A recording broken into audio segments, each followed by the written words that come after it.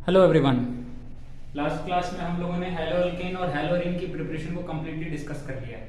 हैलोअल्केन और हैलोरीन को कैसे बनाना है वो समझ लिया है। अब मैंने जैसे कि लास्ट वीडियो में ही बता दिया था कि हमारे पास दो कंपाउंड्स रह गए जिनकी प्रिपरेशन को समझना बाकी रह गया है। उसमें से एक कंपाउंड है अमीन और दूसरा है ईथर।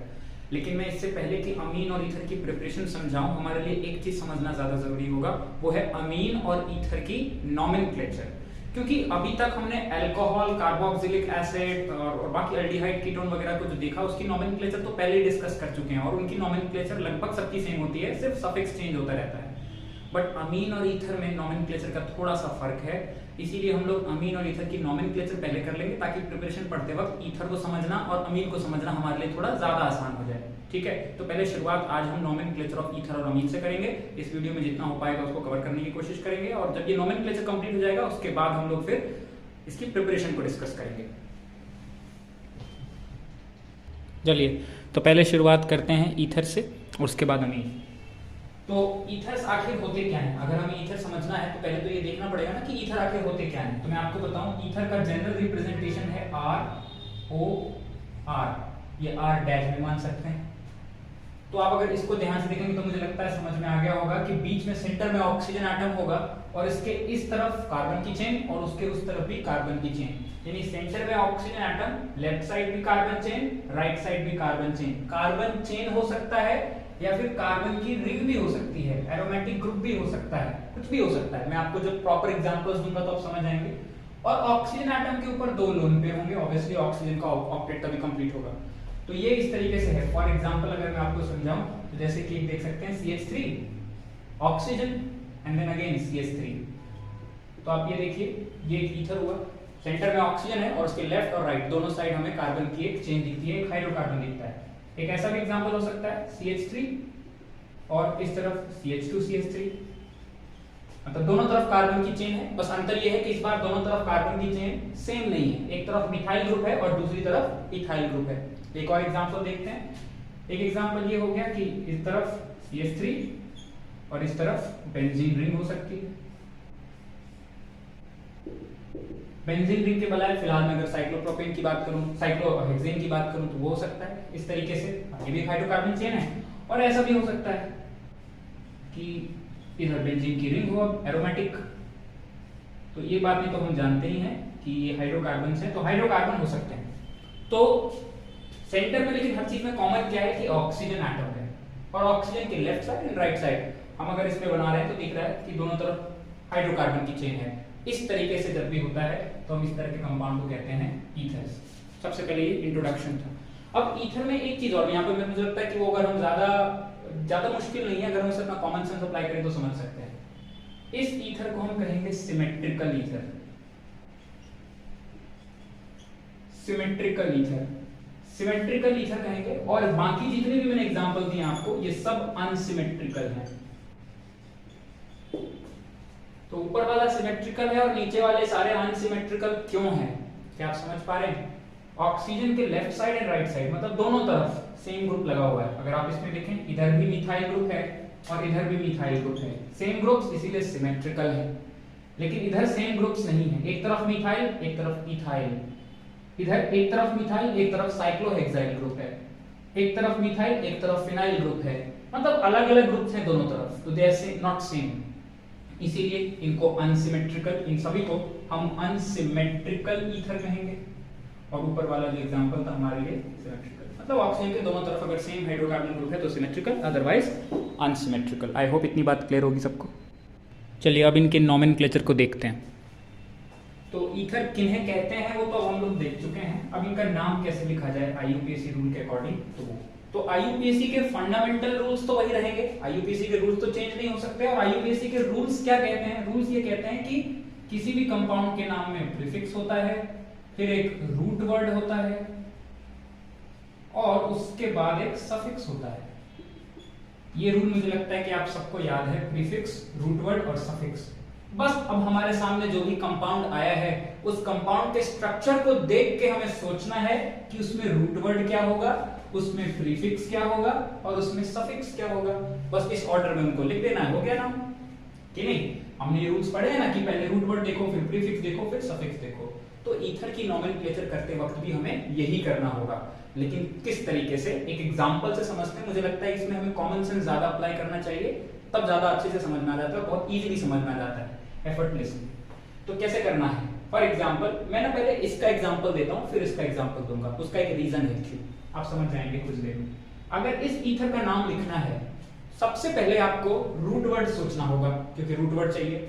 रूट वर्ड होता है जो लॉन्गेस्ट चेन होती है कार्बन की, जो पेरेंट चेन होती है। तो आपको क्या लगता है, ऑक्सीजन के इस तरफ एक कार्बन की चेन है और उस तरफ 2 कार्बन की चेन है, ठीक है ना। तो कौन से को पेरेंट चेन मानेंगे, ऑब्वियसली ये हमारी पेरेंट चेन है, तो आप इसे पेरेंट चेन मान लीजिए। क्या ये बात क्लियर है, 2 कार्बन की पेरेंट चेन है, तो रूट वर्ड क्या होगा, इथ। ओके, अब यहां से थोड़ा सा डिफरेंस है, थोड़ा सा एक चीज सोचनी है जो ईथर के लिए स्पेसिफिक है, ठीक है। ये आपका पेरेंट चेन हो गया, तो बच क्या गया, बच गया ये CH3O। इस पूरे CH3O को हम एक प्रीफिक्स की तरह ट्रीट करेंगे, ध्यान से सुनना मेरी बात। इस पूरे CH3O को एक ब्रांच की तरह ट्रीट करेंगे और उसका नाम प्रीफिक्स में लिखेंगे, जो मैंने अभी बोला। इस पूरे CH3O को पेरेंट चेन के अलावा जो भी कुछ होता है उसमें लगा हुआ, वो क्या होता है, ब्रांच होती है, सब्स्टिट्यूएंट कहते हैं उसको। कुछ सब्स्टिट्यूएंट का नाम प्रीफिक्स में लिखा जाता है और कुछ का नाम, जो फंक्शनल ग्रुप्स होते हैं उनका नाम सफिक्स में लिखा जाता है, ये भी आप जानते हैं। ईथर के केस में हमेशा ये याद रखना है कि पेरेंट चेन के अलावा जो CH3 यानी RO ग्रुप होगा, कार्बन की चेन के साथ O लगा हुआ, इस पूरे को हम एक प्रीफिक्स की तरह ट्रीट करेंगे। प्रीफिक्स में लिखना है इसका नाम, लेकिन क्या लिखना है, प्रीफिक्स में इसका नाम क्या लिखना है, तो याद रखिए जनरल प्रीफिक्स होता है किसी भी ईथर के लिए एल्कोक्सी, याद रखना है एल्कोक्सी। अब ये एल्कोक्सी का मतलब क्या हुआ, यहाँ कितने कार्बन की चेन है इस प्रीफिक्स में, इस प्रीफिक्स में 1 कार्बन की चेन है, या आप कहें कि इस ब्रांच में कितने कार्बन की चेन है, 1 कार्बन की चेन है। तो एल्कोक्सी की जगह यहाँ जो हमें लिखना चाहिए वो लिखना चाहिए मिथॉक्सी, ठीक है, तो ये होगा मिथॉक्सी। फिर आपका रूट वर्ड क्या था, इथ, तो मिथॉक्सी इथ। और फिर सफिक्स क्या लगेगा, जो आपको पता है जब कुछ नहीं होता है सफिक्स के लिए और कोई फंक्शनल ग्रुप है क्या यहाँ पर, नहीं है, तो आपको इथ में क्या लगा देना होता है, एन। तो ये हो गया मिथॉक्सी इथेन, ठीक है। अब आपको मैं एक एग्जांपल और दे देता हूं, फिर समझ जाएंगे। इसका एग्जांपल देख लेते हैं। यहां पर भी ऑक्सीजन के इस तरफ भी कार्बन की चेन है, उस तरफ कार्बन की रिंग है। पेरेंट किसको मानेंगे आप, ऑब्वियसली ये 6 कार्बन की रिंग है, तो ये पेरेंट है, तो आपका ये हो गया पेरेंट। तो फिर ये क्या हो गया, ये हो गया ब्रांच, सब्स्टिट्यूएंट। इसका नाम फिर से क्या होगा, मिथॉक्सी। वंस अगेन जैसा CH3O था, ये भी CH3O है, तो इसका नाम क्या होगा, मिथॉक्सी। अब रूट वर्ड क्या होगा, 6 कार्बन की रिंग है, तो आपको पता है इसके लिए साइक्लोहेक्स होता है, सिर्फ हेक्स नहीं होगा, साइक्लोहेक्स। और सफिक्स क्या होगा, क्या इसमें कोई और फंक्शनल ग्रुप लगा है, नहीं लगा है, तो फिर जब कुछ नहीं लगा होता तो क्या लगाते हैं, एन। तो मिथॉक्सी साइक्लोहेक्सेन। चाहे तो आप नंबरिंग भी कर सकते हैं, वैसे तो मैं डिफरेंट दूंगा, इसमें नंबरिंग करने के लिए क्या बोलेंगे, इसको फर्स्ट कार्बन बोल देंगे, भाई यही तो लगा है ना ये ब्रांच, तो फर्स्ट कार्बन बोल देंगे, लोएस्ट क्लोकेट रूल के हिसाब से नंबरिंग यहीं से शुरुआत करेंगे। तो आप इसका नाम 1 मिथॉक्सी साइक्लोहेक्सेन बोल सकते हैं। इसका भी नाम 1 मिथॉक्सी इथेन बोल सकते हैं, अगर आप इसको फर्स्ट कार्बन इसको सेकंड कार्बन मान ले, भाई नंबरिंग तो करनी ही है। अब मैं ऊपर वाले का भी नाम लिखता हूं, फिर आपको कुछ और प्रॉपर एग्जांपल्स देता हूं जिससे चीजें और समझ में आ जाएंगी। इसका भी नाम लिख लेंगे, इसका भी नाम लिख लेंगे, फिर कुछ एग्जांपल देखेंगे। आ जाइए इसमें CH3O CH3 में, तो ये तो बहुत आसान है। इधर या इधर दोनों तरफ सिंगल कार्बन की चेन है, किसी एक को पेरेंट मान लो, दूसरे को ब्रांच मानना पड़ेगा। तो अगर मैं ऐसा करता हूं कि इसको पेरेंट चेन मान लेता हूं, तो ये हो गया हमारा ब्रांच, ये ब्रांच हो गया CH3O, वंस अगेन मिथॉक्सी, तो इसका नाम हो जाएगा मिथॉक्सी। और एक कार्बन की चेन के लिए क्या होता है, मिथ, और सफिक्स क्या होता है, ANEN, तो मिथॉक्सी मीथेन। क्या ये बात क्लियर है। लास्ट वाले का भी नाम देखना है, पेरेंट किसको मानेंगे, ऑब्वियसली 6 कार्बन की रिंग है, इसको पेरेंट मानेंगे। और आपको याद होगा कि इस पेरेंट का नाम क्या होता है, बेंजीन। अगर नहीं भी याद है तो आपको याद रखना चाहिए कि ये बेंजीन है। हालांकि मैंने बेंजीन की नोमेनक्लेचर अभी अच्छे से शायद आपको नहीं करवाई है, हम लोगों ने इस पर ज्यादा डिस्कशन किया नहीं है, बट आप इतना तो मुझे लगता है समझ सकते हैं कि ये बेंजीन है, तो इसको पेरेंट में नाम भी इसका बेंजीन ही होता है। तो ये पेरेंट हो गया, और आपका ये फिर से क्या हो गया, ब्रांच हो गया, प्रीफिक्स होगा। क्या प्रीफिक्स होगा, फिर से CH3O है तो मिथॉक्सी, तो इसका नाम क्या होगा, वही मिथॉक्सी। और इस पेरेंट का नाम क्या होता है, तो इसके लिए आपको याद रखना है यहाँ पर आपको कुछ ज्यादा रूट वर्ड वगैरह का सोचना नहीं है, जब भी ये बेंजीन रिंग दिखे आप रूट वर्ड में उसका नाम ही बेंजीन लिख दीजिए। तो मिथॉक्सी बेंजीन। आई होप इतनी बात आप लोगों को अब क्लियर हो गई होगी। चलिए अब आपके पास 3 कंपाउंड्स और हैं, इन तीनों का नोमेनक्लेचर करके देखते हैं और समझने की कोशिश करते हैं कि इसका नोमेनक्लेचर में इसको कैसे नोमेनक्लेचर इसका करेंगे, कुछ बातें उससे भी समझ में आ जाएंगी। तो देखिए 3 कंपाउंड है, पहले कंपाउंड से शुरुआत करते हैं। इस कंपाउंड में नाम लिखना है, सामने दिखने से देखने से साफ लग ही रहा है कि ये ईथर है। तो वंस अगेन पहले हमारा काम होता है पेरेंट चेन ढूंढना, क्योंकि रूट वर्ड तभी पता चलेगा। तो इसमें आपको किस साइड पेरेंट चेन दिखती है, इस तरफ 1 कार्बन की चेन है, इस तरफ 2 कार्बन 3 कार्बन की चेन है, तो ये हमारी पेरेंट चेन होगी। क्या ये बात क्लियर है? अब पेरेंट चेन है तो ये हो गया ब्रांच हमारा, और इस ब्रांच का नाम क्या होगा? मिथॉक्सी।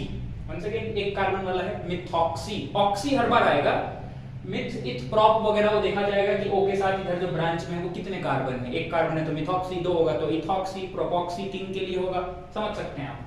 चलिए अब इसका के नाम कैसे करेंगे, पूरा कैसे लिखेंगे? प्रीफिक्स में तो मिथॉक्सी लिखेंगे, लेकिन पेरेंट चेन में इस बार ये ब्रांच लगा कौन सी पोजीशन पे है? अभी तक जितने भी एग्जांपल दिए थे फर्स्ट पोजीशन पे लगा था। अब हम इसको कौन सी पोजीशन बोलेंगे? क्या यहां से काउंटिंग चालू करेंगे? ऐसा तो कभी नहीं हो सकता, 3 कार्बन की चेन है तो या तो आप इस एंड से चालू करोगे काउंटिंग या इस एंड से चालू करोगे काउंटिंग, है कि नहीं? इधर कहीं से भी कर लो, सेकंड पोजीशन पे आएगी ये ब्रांच। तो फर्स्ट, सेकंड, थर्ड कार्बन यानी सेकंड पोजीशन पे हमको ये दिखाई देता है कि ये ब्रांच है, तो हम इसका नाम क्या लिखेंगे? 2 मिथॉक्सी। समझ रहे हैं ना? ये रूल्स बाकी वही वाले हैं। 2 मिथॉक्सी और 3 कार्बन की चेन है तो प्रोप और एन, तो 2 मिथॉक्सी प्रोपेन। ओके, नेक्स्ट पे आते हैं, ध्यान से समझ लीजिए इसको अच्छे से। दूसरे वाले पे देखते हैं, यहाँ पे भी हमें दिखता है कि लॉन्गेस्ट चेन हमें यहाँ दिखाई देती है 4 कार्बन की, तो ये हमारी पेरेंट चेन हो गई। ये पेरेंट चेन है, ये फिर ब्रांच हो गई। नंबरिंग कर लेते हैं, इस बार इधर से नंबरिंग करेंगे तो लोएस्ट पोजीशन मिलेगी, इधर से सेकंड पोजीशन मिलेगा, इधर से करेंगे तो थर्ड पोजीशन मिलेगा। 1 2 3 तो हमें नीचे से करनी चाहिए ताकि सेकंड पोजीशन पे ही मिल जाए। तो 1 2 3 4 सेकंड पोजीशन पे हमें दिखता है ये ब्रांच। इस ब्रांच में इसको इस बार मिथॉक्सी नहीं बोलेंगे, इथॉक्सी बोलेंगे, क्योंकि ब्रांच में 2 कार्बन है ऑक्सीजन के साथ, तो इसका नाम होगा 2 इथॉक्सी। 2 इथॉक्सी और फिर 4 कार्बन के लिए ब्यूटेन, तो 2 इथॉक्सी ब्यूटेन। नीचे वाले को कंपाउंड को देखते हैं, ये थोड़ा सा अलग है। इसको इसमें क्या अलग है? सबसे पहले लॉन्गेस्ट चेन 3 कार्बन की चेन है, तो ये आपकी कार्बन की 3 कार्बन की चेन पेरेंट चेन बन गई। इस बार इस चेन में 2 ब्रांचेस हैं, मतलब 2 सब्स्टिट्यूएंट्स हैं ऐसा कहना चाहिए। एक तो ये खुद इथॉक्सी और एक ब्रोमीन भी है। Numbering obviously lowest locant rule के मुताबिक 1 2 3 से करेंगे, क्योंकि यहां से करेंगे जब नंबरिंग तो एक ब्रांच फर्स्ट पे आएगा और एक सेकंड पे आएगा, 1 और 2 पे आएगा। इधर से करते तो 1 पे कुछ नहीं आता, 2 और 3 पे आता, तो 2 और 3 से अच्छा 1 और 2 होता है नंबरिंग करने में लोएस्ट लोकेंट रूल के मुताबिक। तो इसकी नंबरिंग कर दी हमने, तो अब नाम लिखना है। इसका नाम क्या है? इथॉक्सी। इसका नाम क्या है? ब्रोमो। दोनों को लिखना कहां होता है? प्रीफिक्स में। आपको याद है ना, ब्रोमो हाइड्रोजन्स को भी प्रीफिक्स में लिखते हैं। तो फिर किस कैसे लिखेंगे? अल्फाबेटिकल ऑर्डर, जब एक से ज्यादा प्रीफिक्स होते हैं तो अल्फाबेटिकल ऑर्डर में लिखा जाता है। मुझे लगता है ये भी आप सबको याद है, तो चलिए इसका नाम लिखते हैं फिर 2 ब्रोमो।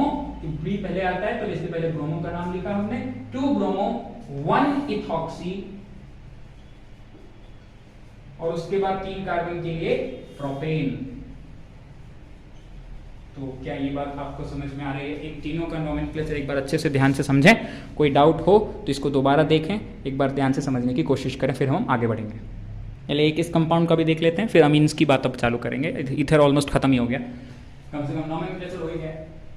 इसका नाम क्या होगा? तो यहाँ पे भी ईथर दिखाई देता है, नो डाउट ये साइक्लिक जो रिंग है हमारी वो पेरेंट रिंग होगी। तो अब नंबरिंग करने की बात रह गई है, तो नंबरिंग करना है हमें, तो कौन सी नंबरिंग करनी चाहिए इस चीज को आपको ध्यान से देखना पड़ेगा। नंबरिंग करने के लिए मेरे पास 2 ऑप्शन है। एक बात पहले ये समझ लेते हैं, ये मिथाइल है, ये मिथाइल है, ये मिथॉक्सी नहीं है, ये इथॉक्सी है, 2 कार्बन की है, इसीलिए ये हो गया आपका इथॉक्सी।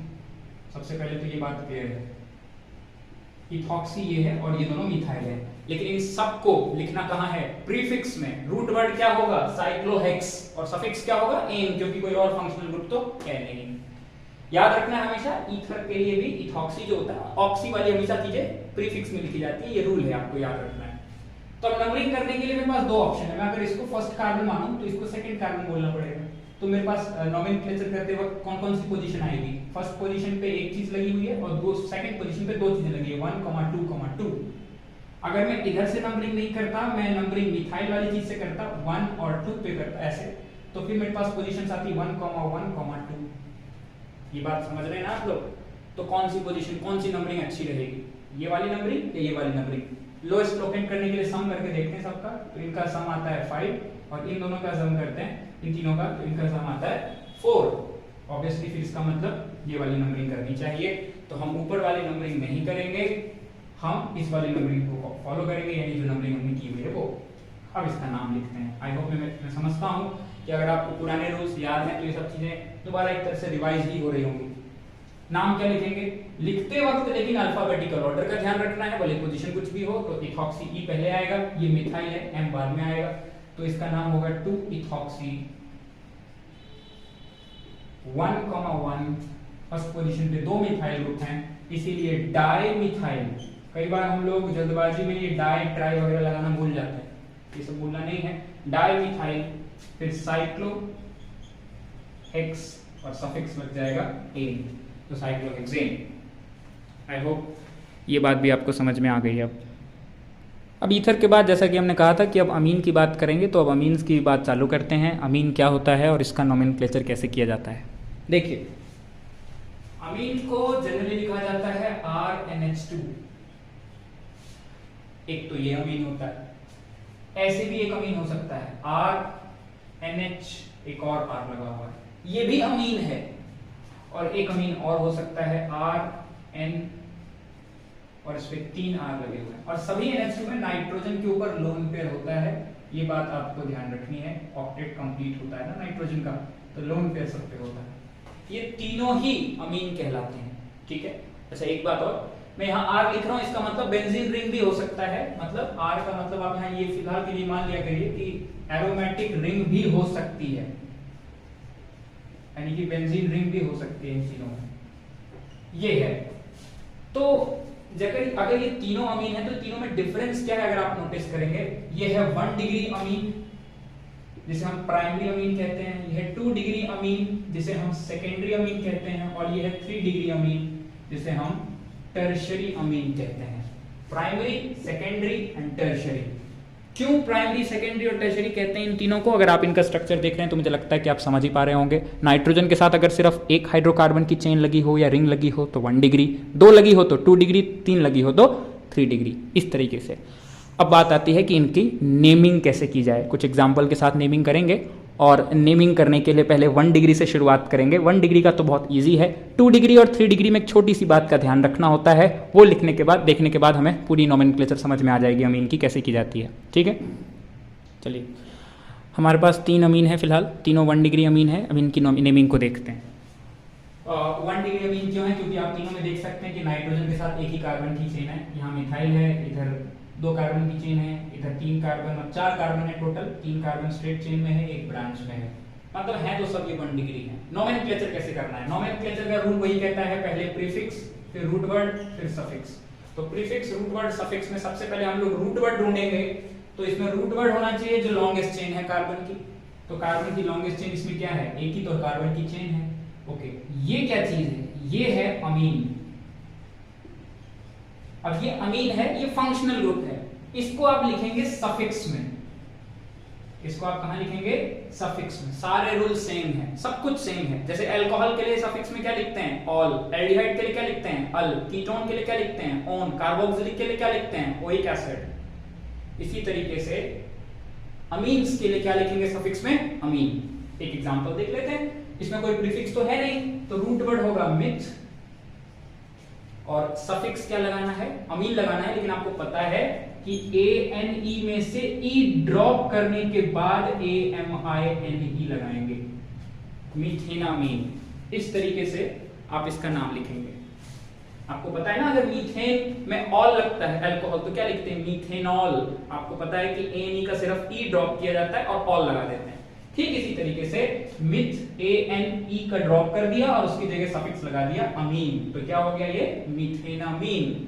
हर बार सफिक्स का यही रूल है। बाकी सारे रूल अगर आपको याद है तो मुझे नहीं लगता कि समझने में आपको दिक्कत होगी।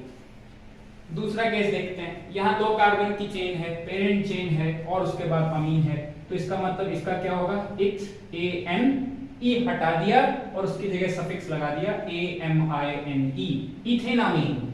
तो मीथेनामीन था, ये इथेनामीन था। इस तरीके से आप तीसरा ट्राई कीजिए। यहाँ लॉन्गेस्ट चेन क्या है, यहाँ लॉन्गेस्ट चेन है 1 2 3 या 1 2 3, 3 कार्बन की चेन है, तो ये तो हो गई आपकी पेरेंट चेन, ये हो गया आपका ब्रांच और ये तो है फंक्शनल ग्रुप। नंबरिंग करेंगे तो ऑब्वियसली इसको प्रायोरिटी देंगे, फंक्शनल ग्रुप को खास करके सफिक्स में लिखना है तो प्रायोरिटी देना है इसको 1 2 3। सेकंड पे मिथाइल लगा है तो इसको पहले प्रीफिक्स में लिखना पड़ता है, आप जानते हैं, तो 2 मिथाइल,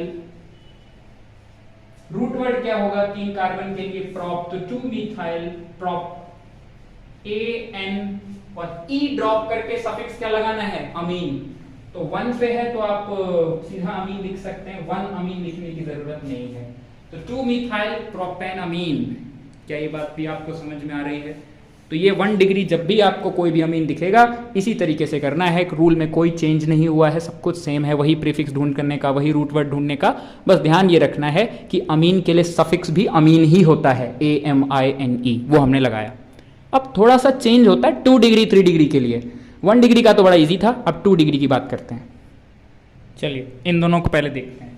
ये दोनों ही 2 डिग्री अमीन है, आपको दिख रहा है, इसमें नाइट्रोजन के साथ इधर भी चेन है, इधर भी चेन, इधर भी नाइट्रोजन के साथ इधर भी चेन है, इधर भी चेन है, तो ये सब 2 डिग्री अमीन है। इनकी नेमिंग करनी है, पहले इससे शुरुआत करते हैं। अब आपको यहाँ पर फिर से पेरेंट चेन ढूंढनी है। पेरेंट चेन 2 कार्बन की लॉन्गेस्ट चेन है यही, तो ये 2 कार्बन की पेरेंट चेन हो गई। इतनी बात तो हो गई। रूट वर्ड क्या होगा, इथ होगा, सफिक्स क्या होगा, अमीन होगा। बस इसमें इसको क्या करेंगे, इसका क्या करेंगे, इसको एज अ ब्रांच ट्रीट करेंगे। और ध्यान से समझना है, ये N के ऊपर लगा हुआ है, तो ब्रांच में ना इस बार नंबरिंग करने की जरूरत नहीं है। ये जो ब्रांच है ये कार्बन की चेन पे नहीं लगा हुआ है, कार्बन की चेन पे लगा हुआ फंक्शनल ग्रुप उसके ऊपर लगा हुआ है, और फंक्शनल ग्रुप कौन सा, NH, उसके ऊपर लगा हुआ है। इसीलिए हमेशा अमीन के केस में नाम कैसे लिखा जाता है, इसका नाम प्रीफिक्स में लिखेंगे तो N मिथाइल लिखेंगे, N methyl, capital N। N किसको इंडिकेट करता है कि ये जो मिथाइल लिख रहे हैं हम लोग, ये कहां लगा हुआ है, अमीन में नाइट्रोजन पे लगा हुआ है, देखिए नाइट्रोजन पे लगा हुआ है, तो N मिथाइल, ये हो गया प्रीफिक्स। बाकी सब कुछ सेम। रूट वर्ड क्या होगा, रूट वर्ड 2 कार्बन के लिए होता है इथ, और सफिक्स क्या होगा, ANE हटा के अमीन, तो ANE हटा दिया हमने और लगा दिया AMINE, अमीन, इथेनामीन। तो N मिथाइल इथेनामीन। क्या ये बात आपको समझ में आई? फिर से ध्यान से समझिए, 2 कार्बन की लॉन्गेस्ट चेन थी, हमने इसको पेरेंट चेन मान लिया, उसके बाद जो ये कार्बन है इसको हमने ब्रांच मान लिया। बस इस बार नंबरिंग करने की जरूरत नहीं है, क्योंकि अमीन में वो ब्रांच कार्बन पे नहीं लगा है, नाइट्रोजन पे लगा है, नाइट्रोजन पे लगा है, इसलिए हमने ब्रांच में नंबरिंग की जगह N ही लिख दिया। N मिथाइल, पोजीशन N बता दिया हमने, क्योंकि पता है पोजीशन कौन सी है, N पे लगा है, नाइट्रोजन पे, तो N मिथाइल। रूट वर्ड क्या होगा, इथ, और बाकी तो आपको पता ही है, अमीन, इथेनामीन। इसके लिए रूट वर्ड फर्स्ट कार्बन पे ही अमीन लगा है, इसलिए यहाँ पे इथेन 1 अमीन लिखने की क्या जरूरत है, 1 को तो कई बार नहीं भी लिखेंगे तो चलेगा, आप चाहें तो इथेन 1 अमीन लिख दीजिए, क्या फर्क पड़ता है उससे, 1 अंडरस्टूड होता है, ना भी लिखे तब भी। इसको देखते हैं, यहाँ पर फिर से पेरेंट चेन हमें 1 2 3 3 कार्बन की पेरेंट चेन दिख रही है, ये ब्रांच हो गया, तो ये तो आपकी हो गई पेरेंट चेन। पेरेंट चेन तो ये है। अब आप लेकिन एक बार ध्यान से समझिए, इसमें पेरेंट चेन में फंक्शनल ग्रुप कौन से कार्बन पे लगा है, सेकंड कार्बन पे, इस बार फर्स्ट पे नहीं लगा, इस पे लगा है। तो जब आप नंबरिंग इधर से चालू करो चाहे इधर से चालू करो, बात एक ही है, सेकंड पोजीशन पे आएगा ये आपका फंक्शनल ग्रुप। लेकिन उससे पहले प्रीफिक्स में क्या दिख रहा है आपको, मिथाइल दिख रहा है, तो मिथाइल के लिए क्या करना है, N मिथाइल, तो आप जानते हैं ना N मिथाइल। फिर से करेंगे क्योंकि मिथाइल कार्बन पे नहीं लगा है, मिथाइल नाइट्रोजन पे लगा है, इसीलिए N मिथाइल।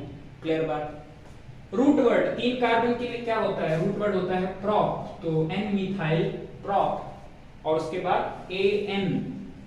अब लेकिन सीधा अमीन नहीं लिखेंगे क्योंकि अमीन 1 पोजीशन पे नहीं है, इस बार पोजीशन मेंशन करना जरूरी है, और इस बार पोजीशन कौन सी है, सेकंड पोजीशन पे है, तो प्रोपैन 2 अमीन होता है ना, जैसे अल्कोहल का ऑल सेकंड पोजीशन पे होता है तो प्रोपैन 2 ऑल लिखा जाता है। 1 पे होता है तो आप चाहो तो प्रोपैन 1 ऑल लिखो, नहीं तो प्रोपैन ऑल लिख दो, बात एक ही, अंडरस्टूड होता है, 1 नहीं भी लिखेंगे तो अंडरस्टूड है, लेकिन 2 पे ऐसा नहीं कर सकते। ठीक इसी तरीके से यहाँ प्रोपैन 2 अमीन लिखना पड़ेगा, क्योंकि इस बार सेकंड पोजीशन पे है, फर्स्ट पे नहीं। फर्स्ट पे होता तो सीधा प्रोपैन अमीन लिख देते, बट प्रोपैन टू अमीन ऐसा लिखेंगे। आई होप आपको ये बात भी समझ में आ गई होगी, नोमेनक्लेचर इस तरीके से किया जाता है। चलिए अब 3 डिग्री अमीन की बात कर लेते हैं। ठीक है, अब आप यहाँ देख पा रहे होंगे कि आपको 2 एग्जाम्पल्स दिए गए हैं, दोनों 3 डिग्री अमीन के एग्जाम्पल्स हैं। किस तरीके से यहाँ नाइट्रोजन के साथ इधर भी चेन है, इधर भी चेन है, इधर भी चेन है, 3 चेन लगी है तो 3 डिग्री, यहाँ भी इधर भी इधर भी इधर भी 3 चेन है 3 डिग्री। क्या रूल होगा? सारे रूल सेम है। सबसे पहले लॉन्गेस्ट चेन यानी पेरेंट चेन आइडेंटिफाई कीजिए। 3 कार्बन की पेरेंट चेन है तो यही होगी लॉन्गेस्ट चेन है।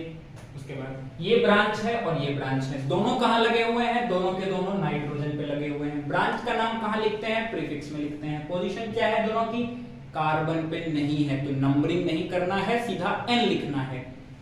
लेकिन आप मुझे बताइए, अगर मान लीजिए किसी केस में सेकंड कार्बन पे 2 मिथाइल लगा होता है तो क्या लिखते हैं? 2,2 डाइमिथाइल लिखते हैं ना। यहाँ तो नंबर नहीं लिखेंगे तो यहाँ क्या लिखेंगे? n,n, क्योंकि दोनों तो n पे लगे हैं ना, एक ही पोजीशन है दोनों की, तो दोनों को लिखना पड़ेगा n, और n दोनों की सेम पोजीशन, तो n,n डाइमिथाइल।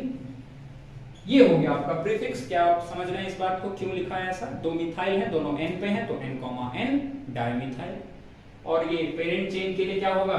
प्रोप an1 अमीन या फिर प्रोपेनामीन भी लिख सकते थे। तो आप तो आपके पास चॉइस है कि आप 1 लिखें या ना लिखें। हाँ, 1 के अलावा कोई और पोजीशन होती 2 पे होता तो लिखना पड़ता, लेकिन 1 के लिए आपकी मर्जी है।